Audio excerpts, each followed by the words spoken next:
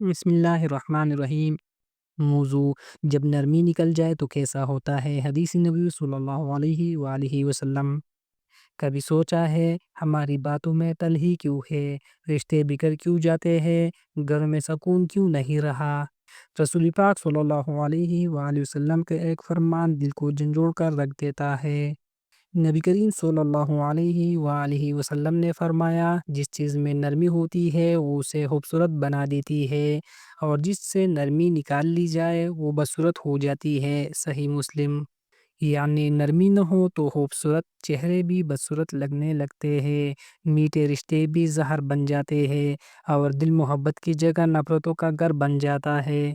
کیا ہم نے کبھی غور کیا کہ ہم نے اپنے الفاظ میں، اپنے لہجے میں کتنی سختی بر لی ہے؟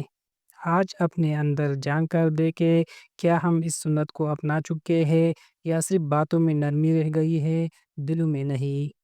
نرمی کمزوری نہیں، نرمی تو رسول اکرم صلی اللہ علیہ وآلہ وسلم کی نشانی ہے، اور جہاں نبی صلی اللہ علیہ وآلہ وسلم کی سنت ہو وہاں رحمت ضرور برستی ہے۔